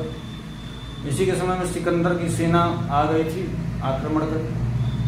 हालांकि सिकंदर पहला विदेशी आक्रांता नहीं था, पहले विदेशी आक्रांता डेरियस प्रथम अखमनी वंश के शासक साइरस ने सबसे पहले आक्रमण किया था, लेकिन वो सफल रहा था। अखमनी वंश का ही साइरस जो था उसने सबसे पहले आक्रमण किया था भारत पर, पूरा सफल रहा 550 ईसा पूर्व में। फिर 516 ईसा पूर्व में डेरियस प्रथम ने आक्रमण किया और वो सफल रहा।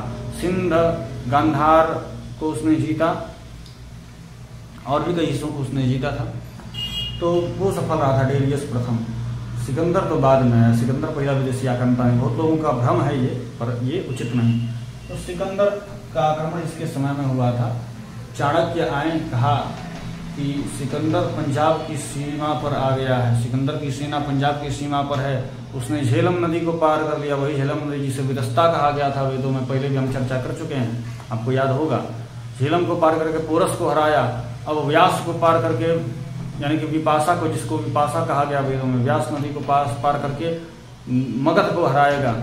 दो ही चीज के लिए वो आया है, एक हाथी के लिए, एक बढ़ई के लिए। भारत में हाथी उसे मिल गया है पोरस को हराकर, अब पोरस की मित्रता भी उसके साथ है, उसकी सेना भी उसके साथ है, वो अब आपको भी हराएगा, यहाँ से बढ़ई ले जाएगा। इससे पहले आप अखंड भारत का स्वप्न देखिए, सबको एकजुट करिए। अकेले मानते हैं कि मगध बहुत शक्तिशाली है, पर अकेले मगध के वश का नहीं है। आप सबको एकजुट करिए और तब सिकंदर से लड़िए।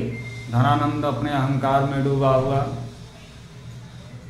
कि मगध की शक्ति को तुच्छ समझता है, तू ब्राह्मण, मगध इतना शक्तिशाली है तुझे पता है? आए तो सिकंदर हमें उपदेश देता। अब अपना भोग विलास में लिप्त था, उसमें खलल डाल दिए थे चाणक्य जाकर, उससे क्रोधित हो गया, अपमानित करके बाहर फेंकवा दिया। चाणक्य को गुस्सा आ गया, शिखा खोल दिया उन्होंने अपना, और कहा तब तक इस शिखा को बांधूंगा नहीं जब तक नंद वंश का सर्वनाश न कर दूं। चंद्रगुप्त मौर्य को लेकर चले गए, मौर्य को मोहरा बनाया, तक्षशिला चले गए पाटलिपुत्र से, ट्रेनिंग दिया। पहले सिकंदर को भगाया, पहले यवनों को भगाया, क्योंकि हमारे घर में आपसी बैर हो उसका फायदा बाहर के लोग उठाएं, ये गलत बात है। पहले बाहर वालों से निपट लीजिए, फिर अंदर निपटिए। पहले यवनों से निपटा, उन्हें भगाया, फिर अपनी कूटनीति से फिर धनानंद को पराजित किया, नंद वंश का संहार किया, और उसके बाद मौर्य वंश की स्थापना 323 ईसा पूर्व में हो गई। तो मौर्य वंश को हम पढ़ेंगे नंद वंश के बाद, लेकिन उससे पहले सिकंदर के आक्रमण के विषय में थोड़ा कुछ जान लेंगे। ये महत्वपूर्ण नहीं इसलिए हम इसको बोल देंगे, बस जो महत्वपूर्ण है उसको लिख देंगे।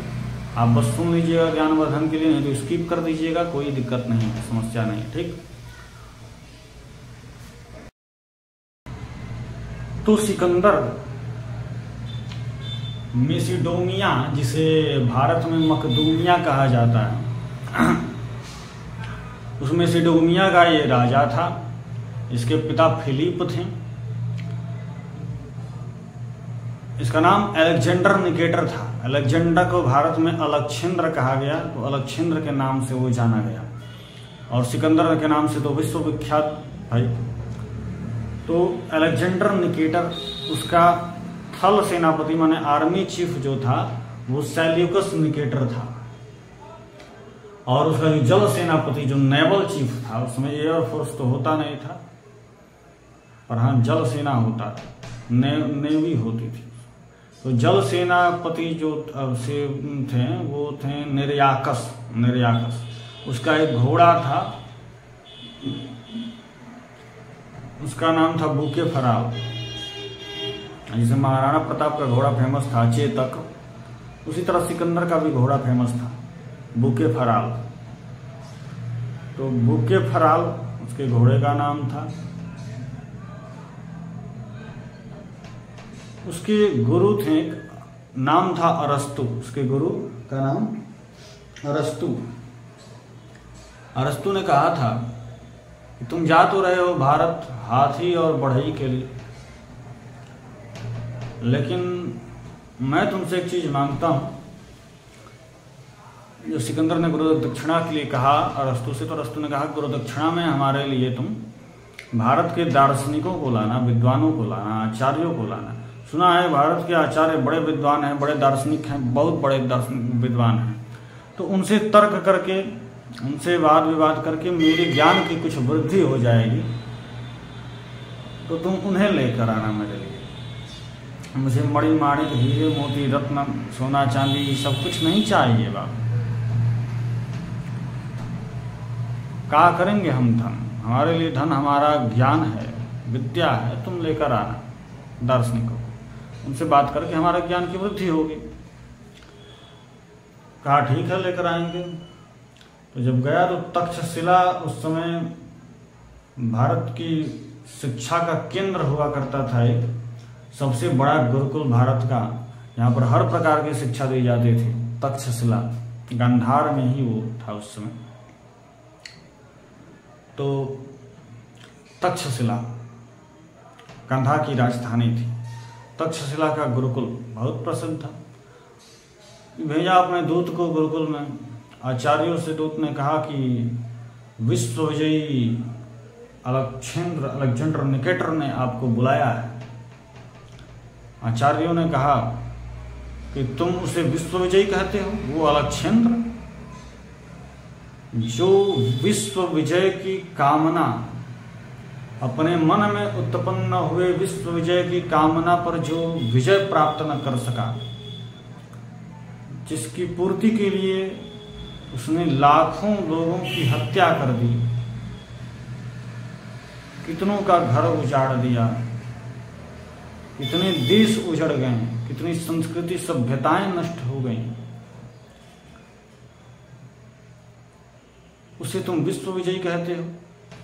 वो अपने मन में उत्पन्न हुए एक ऐसी छोटी सी तुच्छ कामना पर विजय प्राप्त न कर सका, वो अपने मन पर विजय प्राप्त न कर सका, और तुम उसे विश्व विजयी कहते हो। मैं तो संसार का उसे सबसे दुर्बल प्राणी मानता। चाणक्य ने कहा, सब आचार्य में समर्थ।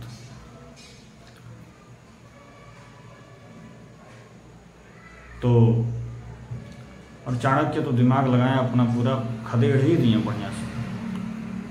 सिकंदर 326 ईसा पूर्व में आया था, 326 ईसा पूर्व में आया, 326 ईसा पूर्व में आया। वो 3 साल तक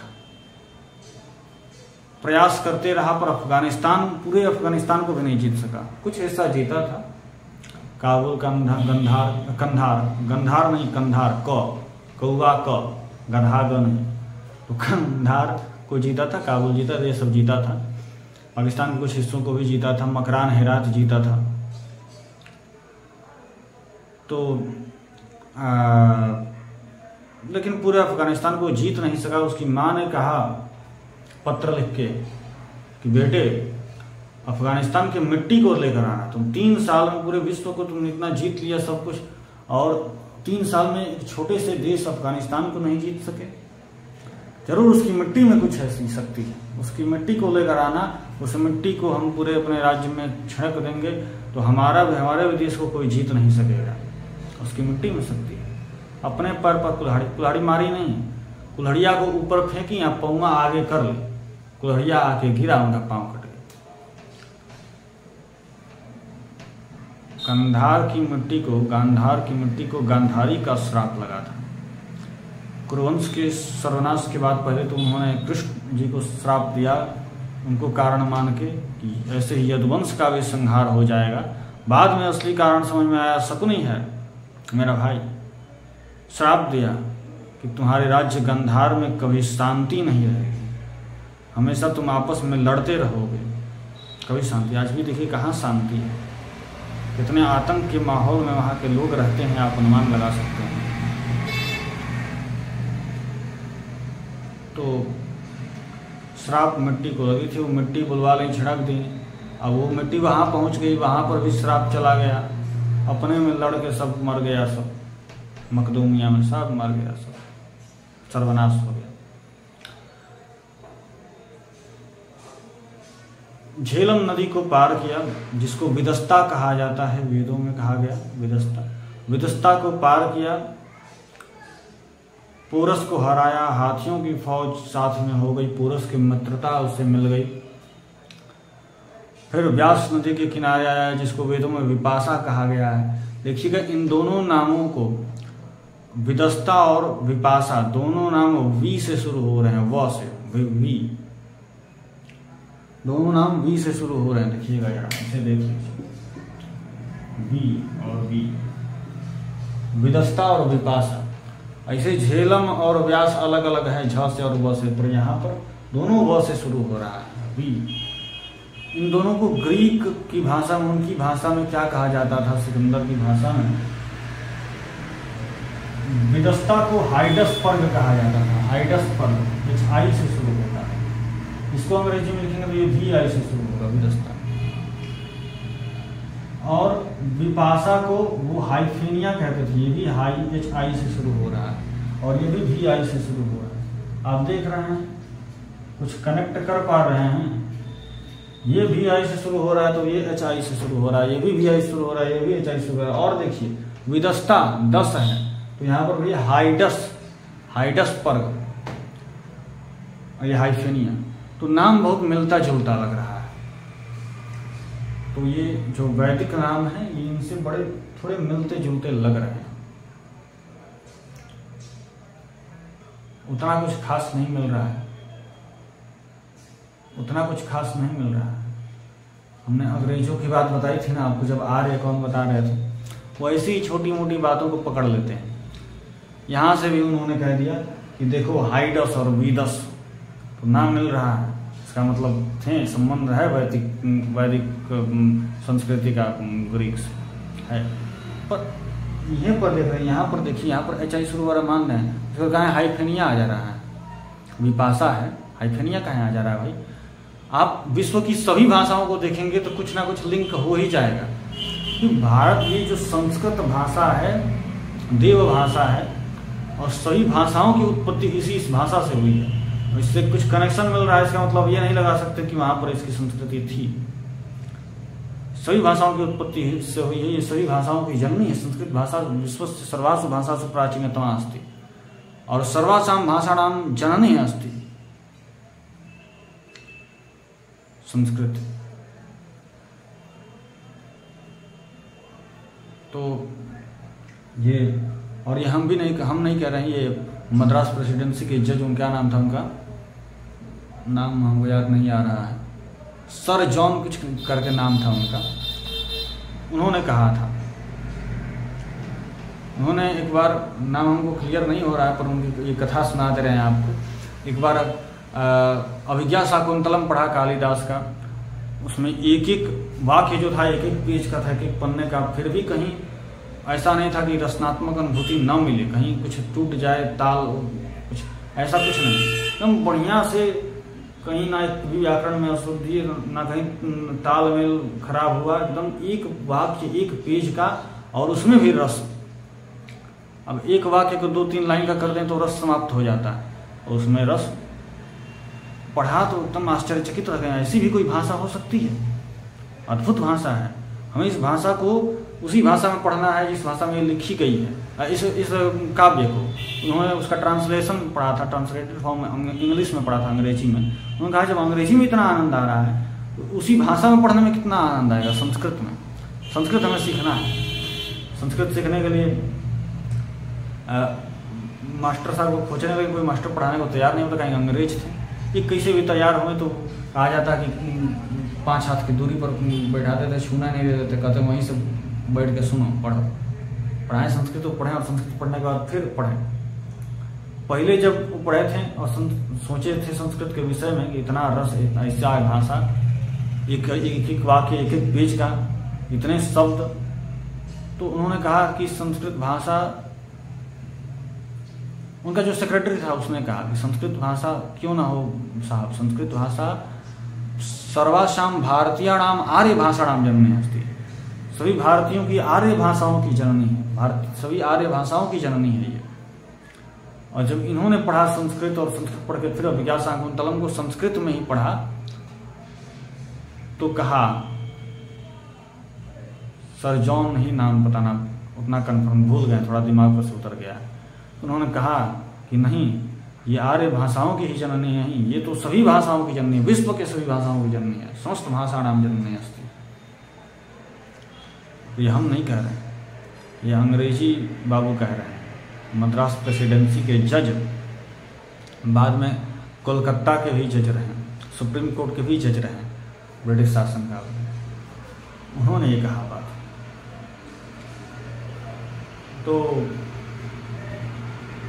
सभी भाषाओं की उत्पत्ति इसी भाषा से हुई है, संस्कृत भाषा से ही हुई है।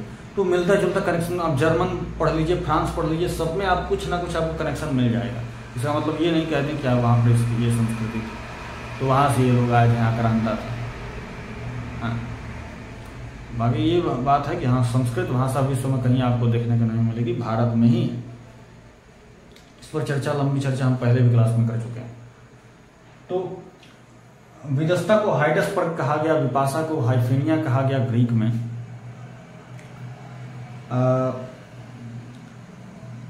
व्यास नदी के किनारे ही रह गई, पार नहीं कर सके, वहाँ से लौट गए। कारण एक तो सेना थक चुकी थी, उसके बाद चाणक्य ने बहुत सारे अफवाह फैला दी कि ये भारत सेना के बीच, सिकंदर की सेना के बीच, कि भारत भगवान की भूमि है, इस पर आंख उठाने वालों को भगवान का श्राप लगेगा, वो अंधा हो जाएगा, बीमार हो जाएगा, मर जाएगा, लूला हो जाएगा, लंगड़ा हो जाएगा, ये हो जाएगा, वो हो जाएगा। और साथ में कहा कि उस समय चूहों का संक्रमण चला था, संक्रमित चूहों को छोड़ दिया उनके भोजनालय में, रसोई घर में, सब रसोई जो बना था उसमें संक्रमण फैल गया, उसको खाकर बहुत सारे सैनिक मर गए, बीमार हो गए।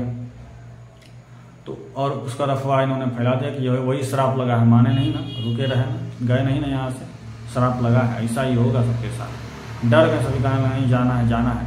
और जब सेना आगे बढ़ने को तैयार नहीं तो सिकंदर क्या करे, लौटना पड़ा। और रास्ते में बेबीलोन में इनकी मौत हो गई, मृत्यु हो गई। इराक के बेबीलोन में इनकी मृत्यु हुई। कहा जाता है फूड पॉइजनिंग से इनकी मृत्यु हुई। कई कथाएं ऐसी भी प्रचलित हैं कि चाणक्य ने ऐसा कोई जहर दे दिया था उनके भोजन में कि किसी से डलवा दिया था।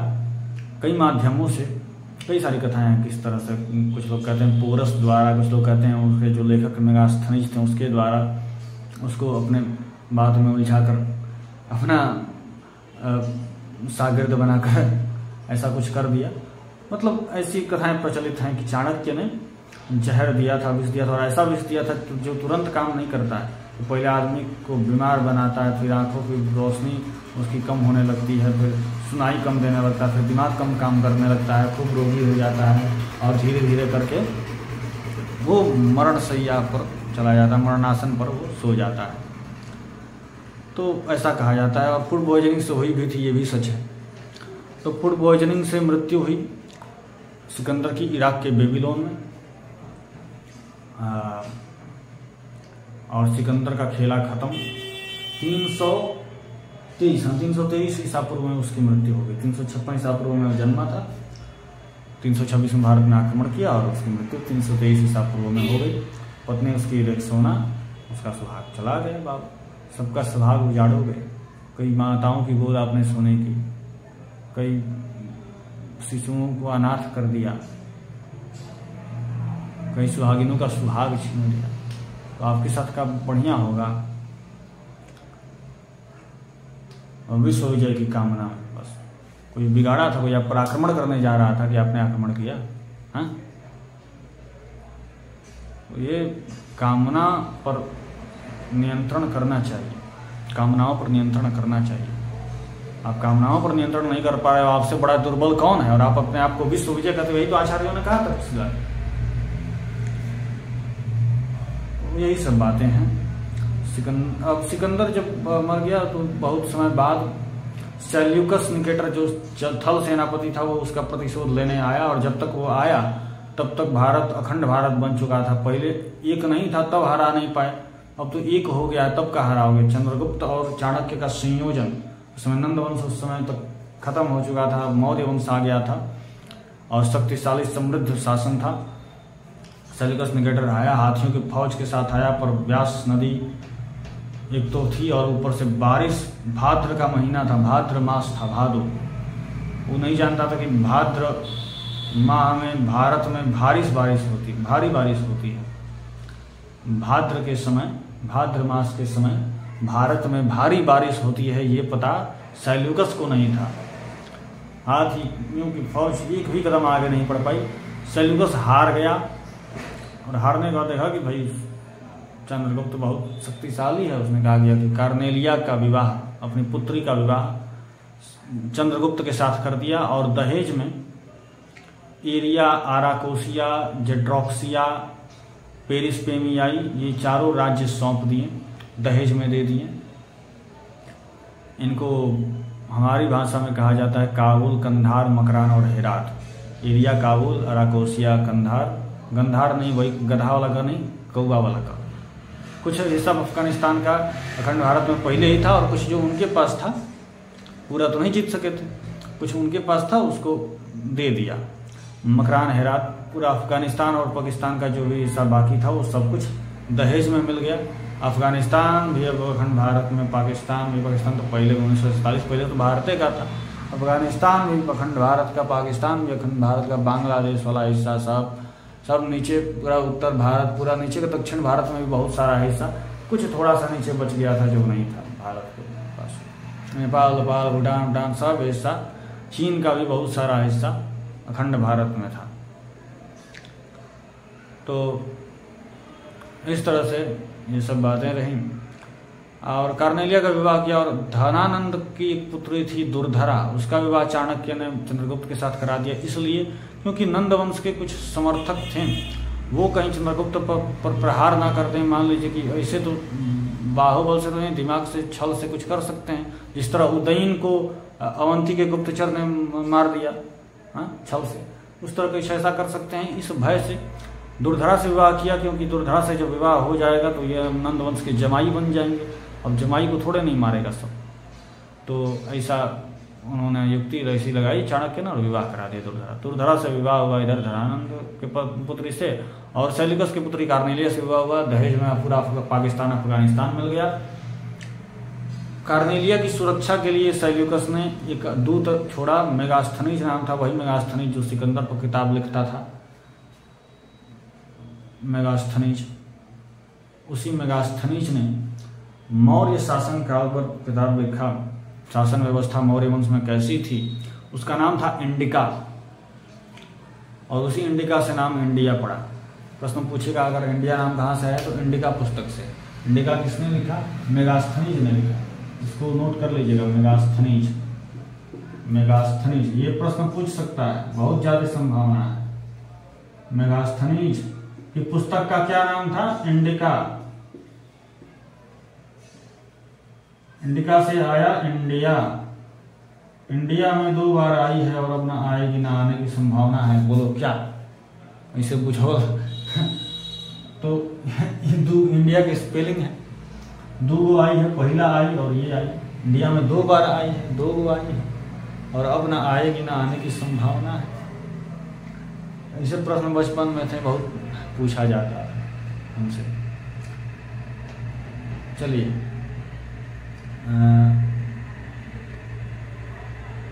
अब क्या कहते हैं, अब थक चुके हैं, मैं बहुत थक चुका, मैं सोना चाहता हूँ, जी भर के सोना चाहता हूँ। तो आप सबसे हम विदा लेंगे फिलहाल के लिए। अगले सेशन में मिलेंगे आप सबसे मौर्य वंश के साथ। मौर्य वंश, शुंग वंश, कर्ण वंश, सातवाहन, ये सब, इन सब की चर्चा हम करेंगे। तब तक के लिए जयतु भारतम, जयतु भारतस्य संस्कृति, जय श्री राम।